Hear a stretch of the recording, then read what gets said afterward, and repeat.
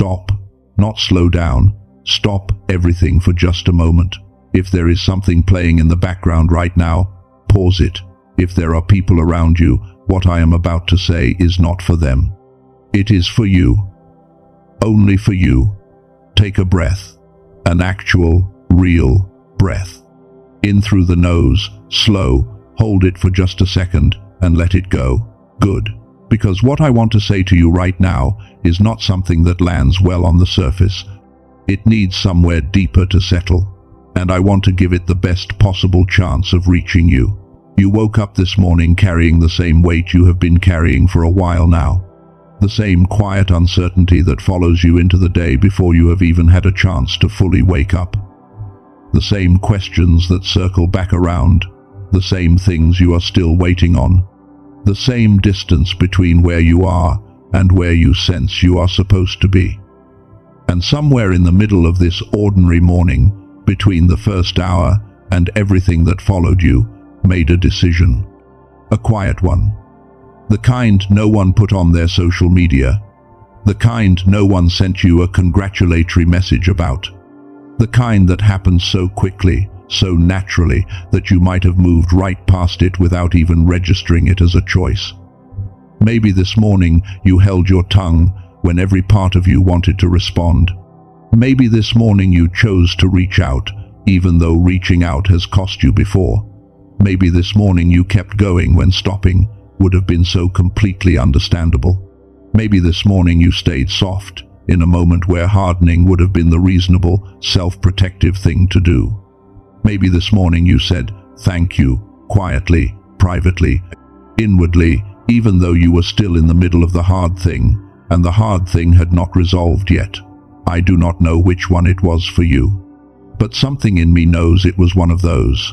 And here is what I need you to understand. That moment, that small, unremarkable, uncelebrated moment, it did not disappear into the noise of the day. It did not get absorbed into the void of all the things that go unseen. It landed somewhere, with weight, with meaning, with the kind of impact that does not make noise here, where human eyes can follow it, but reverberates in a place that matters far more. And the response from that place, from the witness who sees everything, who is never distracted, who has never once missed a single moment of your life, was silence. Not the silence of someone who stopped caring. Not the silence of distance or absence or disappointment. The silence of someone who has just witnessed something so unexpected, so beautiful, so genuinely moving, that words leave the room entirely. God has been speechless since this morning, because of exactly what you did today. And by the time this video is over, you are going to understand what that means. Not in a vague, feel-good way. In a specific, identity-shifting way that is going to change how you carry this season and what you believe is possible for the life that is being built around you. Before we go further, I want to tell you what this video holds for you, because it builds in a very specific direction, and I want you to know it is worth staying for. By the time we reach the end of this, you will understand exactly why certain kinds of quiet, invisible action carry more weight than anything loud ever could. In the second part of this message, there is a revelation, a specific one, about the way you were actually built, the way God wired you before the world had any access to you, and that revelation is going to connect everything. Most people who watch this do not reach it, because most people leave early. So stay. This one matters. Now, let me tell you what you actually did. I want to be specific about this, because there is a version of God saw your actions today that stays pleasant and vague and does not really do anything inside the person hearing it. That is not what I am after. I want to name this precisely, because the moment I name it correctly, something in you is going to recognize it. And that recognition is part of the message itself. There are three kinds of quiet action that consistently move the heavens. Not the loud ones, not the dramatic ones, the quiet ones. The first is the action of restraint, choosing not to say the thing. Not because you did not have the words, not because you were afraid, but because something in you, something wiser and older and deeper than the momentary frustration, chose to hold it. The world calls this weakness. It is not. It takes nothing to react. It takes something to respond. It takes everything to stay silent when you have every right to be loud. The second is the action of showing up, continuing to be present for someone, for something, for a season that does not yet show any evidence of returning your investment, when there is no visible reward for doing so, when the result is still invisible, when the thing you are giving yourself to has not yet given anything back. Most people, when they cannot see the result, stop doing the thing. They pull back. They protect. They wait for evidence before they continue. What you do is different. You show up in the dark. You show up in the waiting. You show up even when showing up is costing you something you do not have a lot of left. And the third, this is the rarest one. This is the one that heaven cannot stop watching. It is the action of staying soft. Hardening is easy. Hardening is the logical, adaptive, self-protective response when you have been let down enough times, when trust has been broken enough times, when the world has given you every reason to close. The fact that you have not fully closed, the fact that you chose consciously or almost unconsciously to remain open when every signal around you was pointing toward shutdown. That is not a small thing. That is not ordinary. That is the evidence of something extraordinary living inside of you. One of those three things is what you did this morning, possibly more than one. And I need you to understand something about the physical reality of carrying this kind of weight, because I think you have been feeling it, and I want to name it correctly so you stop misreading it. The exhaustion that sleep does not fully fix. The tiredness that sits in the bones, not just the body.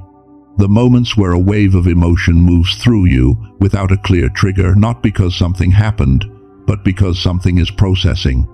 The strange, almost inexplicable sense of peace that sometimes settles in right after the hardest choice, as if something stabilizes the moment you make the right call, even when the right call is painful.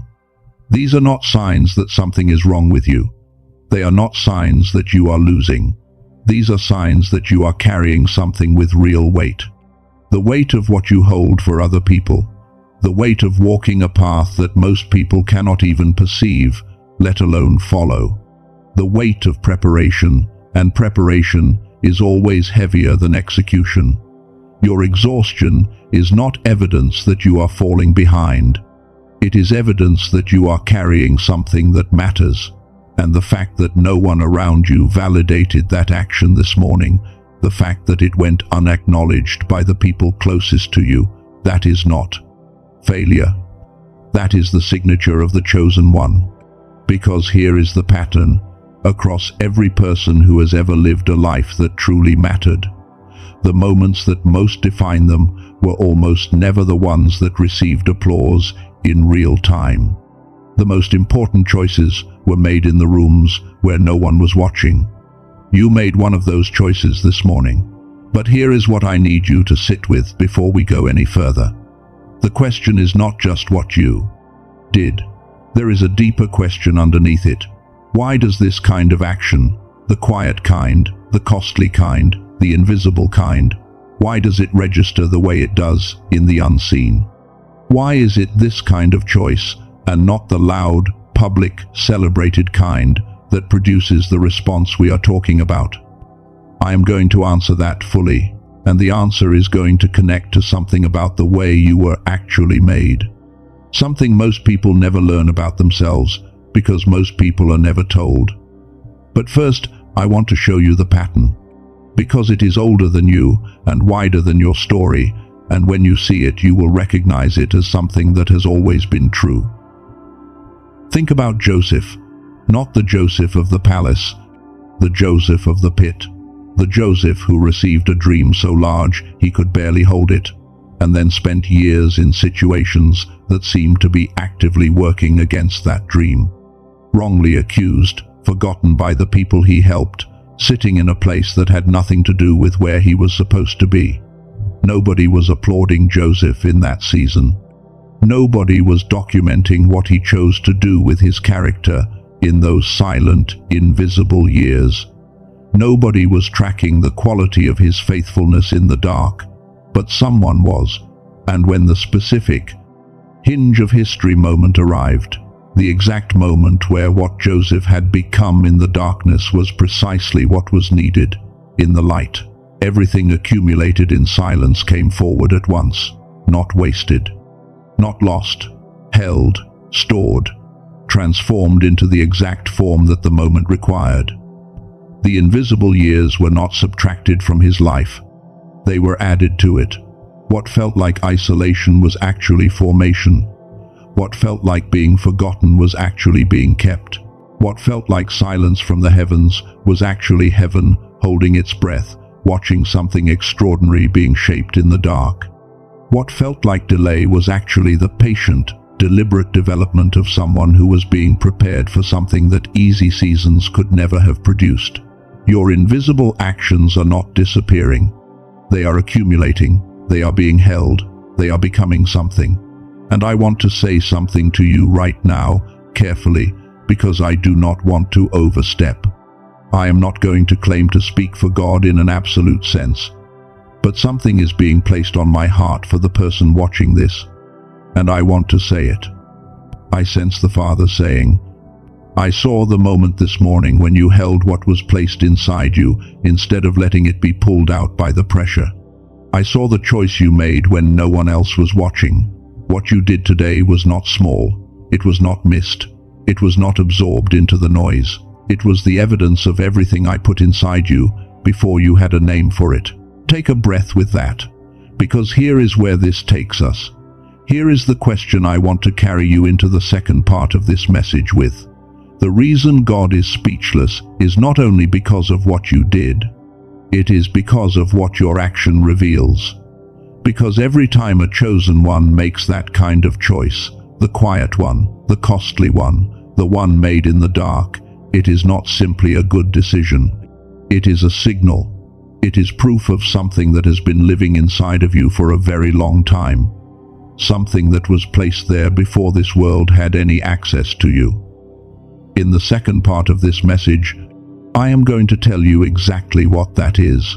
I am going to tell you what you were made with, why it makes you experience this life at a depth that most people around you simply cannot access, and what that means for where your story goes from here.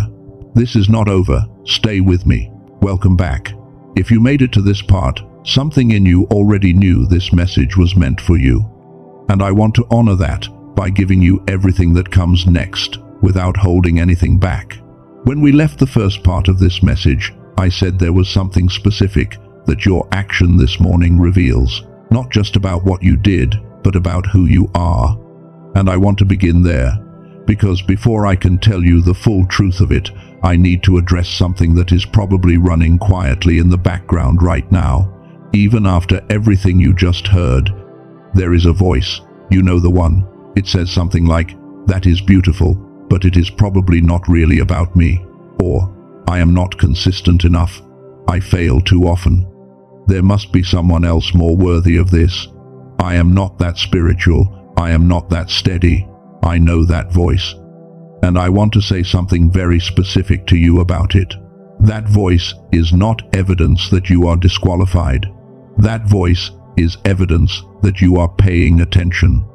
The people who have no awareness of their own gaps, no sensitivity to the weight of who they are, no understanding of the seriousness of what is being placed in their hands, those people do not have that voice. You have it because you understand, even if you do not fully believe it yet, that what is inside of you matters, and that understanding, that itself is a mark of readiness. So let me tell you what I see when I look at the life of someone like you. There is a kind of person who carries light without announcing it. They do not walk into a room and say, "I am here to bring something." They simply arrive, and something in the atmosphere shifts. Not because they are loud, not because they are performing or managing impressions, because they are present in a way that most people have forgotten how to be. When this person is in pain, When this person is in the middle of their own hard season and still choosing grace, the light does not go out. It gets quieter, but it does not go out. You are one of those people, not by title, by nature. There is another kind of person who feels things at a depth that cannot always be explained, who registers the weight in a room before a single word has been spoken, who can hear what was not said as clearly as what was, who sees the thing beneath the thing, the wound beneath the words, the real question hiding inside the surface question. You carry the voice, not the loud one, but the true one. The one that, when it finally speaks in the right moment, names something that everyone around has been trying to articulate for years. The one that people come back to privately after the conversation is over and say, "How did you know to say that?" There is another kind of person who fights differently, not with volume, not with aggression or the desperate need to win or to be right, but by refusing to collapse, by planting their feet in the middle of the storm and simply not moving, by holding something steady inside of them when everything around them is shifting. Every time you chose grace under pressure, every time you stayed when leaving was available and justified, every time you held the thing inside you instead of letting it be provoked out of you, that was warfare. You are a spiritual warrior, not in spite of the softness, through the softness. The softness is not the vulnerability, the softness is the weapon. And then there is this, the thing that perhaps no one has said to you directly. The places in your life that were most painful, the losses, the seasons of being misunderstood, the times you were broken open by something you did not deserve, those places are not liabilities. They are not evidence of damage that cannot be repaired. They are being alchemized into medicine. The specific kind of medicine that only someone who has walked through that wound can carry. There are people whose path toward healing runs directly through your story, and the weight you have been carrying, the weight that felt like your burden, is becoming something they will one day call their lifeline. You are a wounded healer, and nothing in your history is being wasted. You are not a coincidence. You are not an accident. You are not too much. You are not too late. You are not behind the people around you. You are exactly where the formation of someone like you requires you to be right now, in this season, with this weight, in this particular quiet. And before we go into the final piece of this, I want to give you something. Something I need you to receive, not analyze, not evaluate. Just let it land. You are allowed to outgrow the version of yourself that needed everyone around you to understand your path before you felt safe enough to walk it. You are allowed to protect what is being built inside of you, even when that protection looks like distance to people who are used to having unlimited access to you. You are allowed to believe that the thing you sensed about yourself as a child, that there was something in you, something different, something that was made for something, was not delusion. It was perception. You are allowed to walk forward into the next season, carrying the full weight of who you were made to be, without reducing it, without editing it down to a size that makes other people more comfortable. You do not owe anyone an apology for becoming who you were always intended to be. Now, I want to tell you something that is going to tie everything together. Something that connects what you just experienced in your spiritual life with what is actually happening in the physical architecture of who you are.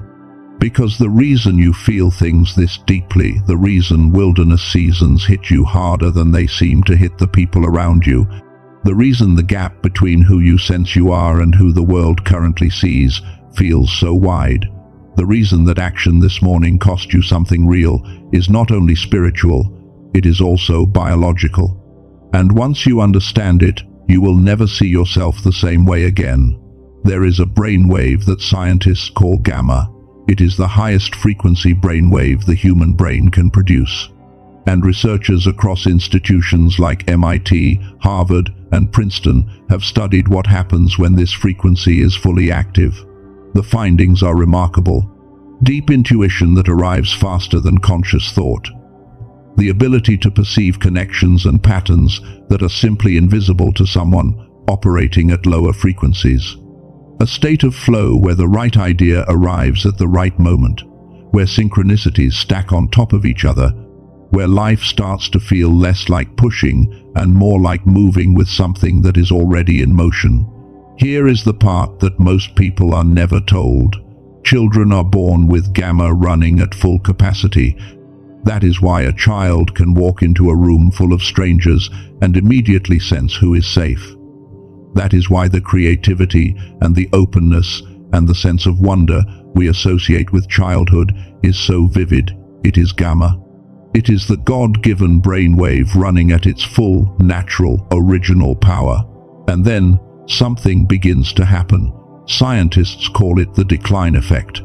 Starting around age 7, the modern world begins systematically quieting gamma.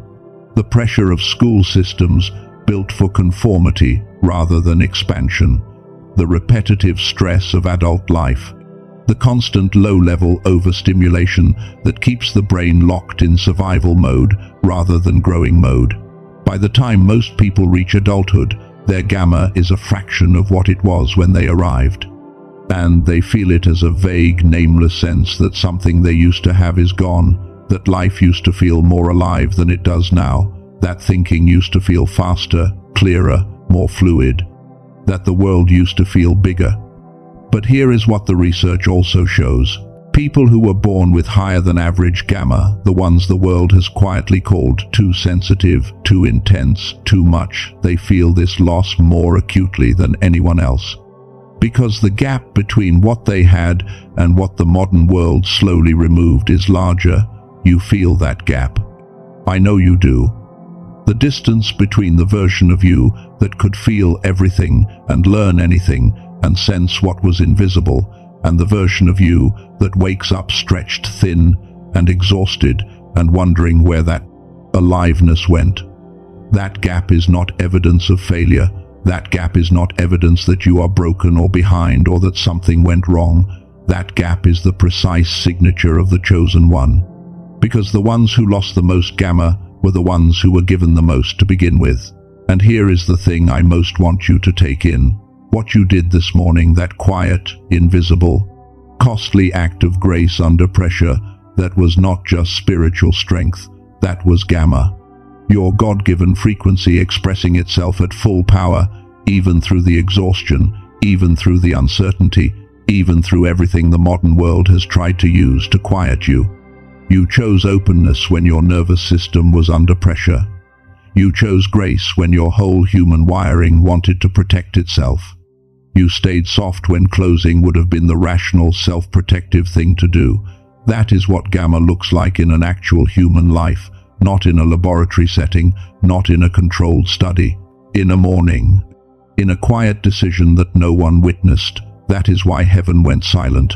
Because I hear the Father saying, for the person carrying this, the frequency I placed inside you before you were born, the one the world has been working to reduce for years, is still running.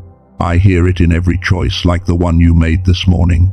You think it is fading. I see it growing. Take a breath with that. Now, there is something I want to share with you, and I want to be clear about why I am sharing it. Not as a break from this message, as the next concrete, practical piece of it. A neuroscientist named Dr. Robert Lake spent 34 years studying this exact question. Why do certain people operate at a different frequency than everyone around them? What is actually happening in the brain when they do? And more importantly, can that frequency be deliberately restored? His research, drawing from studies across MIT, Harvard, Stanford, and Princeton, led him to a specific answer. Gamma can be reactivated, not through years of daily meditation, not through expensive biofeedback equipment, through a precisely calibrated audio track that uses a technology called brain entrainment to guide the brain back into the gamma state it was born with. 7 minutes, with headphones, at home, in a chair, without needing to learn anything new or change your schedule or become a different kind of person first. He called it the genius song. To access something like this through traditional clinical methods, You are looking at $300 per hour for biofeedback therapy. The home equipment runs around $7,000. Doctor, Lake condensed 34 years of research into a 7-minute audio file that anyone can use. The original price is $49. But because he wanted this technology to reach the people who genuinely need it, not only the people who can easily afford anything, he made a specific arrangement for people watching videos like this one. Through the link I have placed in the description and in the pinned comment of this video, the price is $39. For $39, you receive the track itself. You receive 4 bonus resources, including a guided visualization across the 4 areas of your life that matter most, a dedicated audio track designed to help children preserve the gamma they were born with, a foundational book on the principles behind what makes certain people consistently effective, and a practical reference guide for the 5 habits that compound most powerfully over time. Everything comes with a 100% money-back guarantee. No limits on how many times you listen before you decide. No questions asked. I do want to say one more thing about this, and I want you to hear it clearly. There are imitations circulating online right now that use the name but do not contain the real brain entrainment technology. They are just audio files. They will not do what the genuine track does because the actual calibration is not in them. The only way to receive the real product with the full technology, all 4 bonuses, and the genuine guarantee is through the link in the description and the pinned comment of this video. Not from a search engine, not from Amazon or any streaming platform, only through that link. If this resonates with you, that link is there when you are ready. Now let me give you the rest of this message, because this is the part I most want you to carry with you. Let me bring everything together. Think about this morning. Think about what actually happened. What looked like an ordinary morning was a divine turning point. What felt like a small choice was a seismic declaration. What seemed like a quiet, invisible moment that nobody registered was a thunderclap in the heavens. What you called nothing special, God called extraordinary. There are 3 areas of your life that are in motion right now, and I want to speak carefully about each of them, because I am not going to make you a promise I have no right to make. What I can tell you is what moves for those who are walking through this specific season, the season of invisible faithfulness, of quiet action in the dark, of choosing grace when hardening would have been justified. The first area is your connections. The people who are assigned to the next version of you are not all the same people who carried you through the last season. Some relationships have been thinning, some people have been pulling back or becoming quieter or drifting in ways that sting.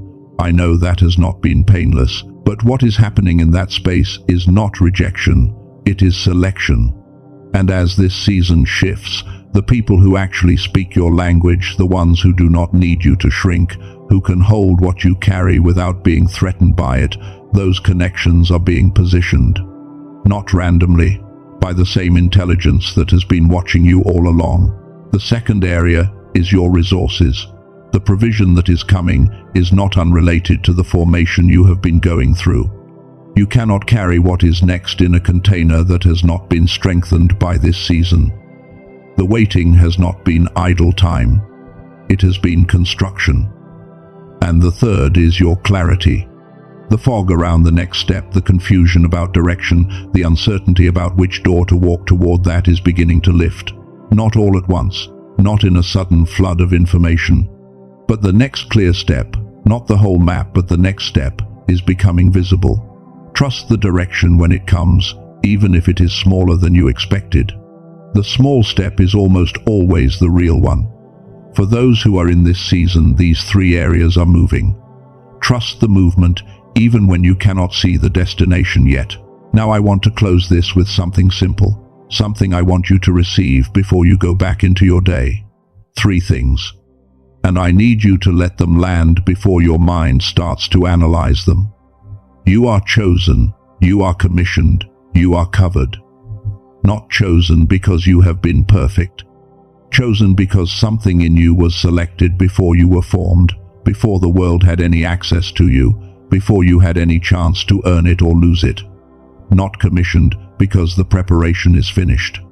Commissioned because the preparation is complete enough for the next step. Not covered because you will be protected from all difficulty from here. Covered because nothing you have walked through so far, nothing has been able to touch the thing inside you that was placed there before any of this began. I want to tell you briefly about someone. I will not use a name because the pattern matters more than the person. 9 months ago, she was in the middle of the kind of collapse that makes you question everything, including whether the things you had believed about yourself had ever been true at all. She chose strategic silence. She stopped performing for audiences that had never genuinely seen her. She pulled her energy back from what was draining it and held it, quietly, for what was being prepared. For 38 days, she did the invisible thing, the quiet thing, the staying soft thing day after day, with no external signal that any of it was working. On day 38, something arrived, not something she chased, something that came directly to her, specifically, precisely, as if it had been held in a locked room waiting for the exact moment she would be ready to receive it. She proved herself in silence before the world could see her in the light. That pattern is alive in your life right now, the same one. And I want to close this message with something personal. I am going to say this honestly, not dramatically. I sense the Father saying something over you right now, not in general. Specifically, for the person who made that quiet choice this morning, who is still carrying the weight of this season, who is still in the waiting, who is still wondering whether any of it is adding up to something that will eventually make sense. I hear the Father saying, "My child, I have not been silent because I forgot you. I have been silent because some things are too beautiful for words. What you did this morning was not small. It was not unnoticed. It was not swallowed up by the noise of everything else. It was the proof I have been patient for, not proof for my sake, because I already knew, proof for yours, so that you would finally know you are ready, not ready to be perfect. Ready to carry what I am about to place in your hands. The next chapter is not a continuation of the last one, it is a new thing. And you are going into it as someone genuinely different than the person who walked into this season. Walk forward. I am not behind you, sending you out. I am ahead of you, preparing the way. What happened this morning mattered. What you carry matters. What you are becoming matters. And the witness who saw it all is not done watching. You are a chosen one, and heaven has been speechless because you keep proving it.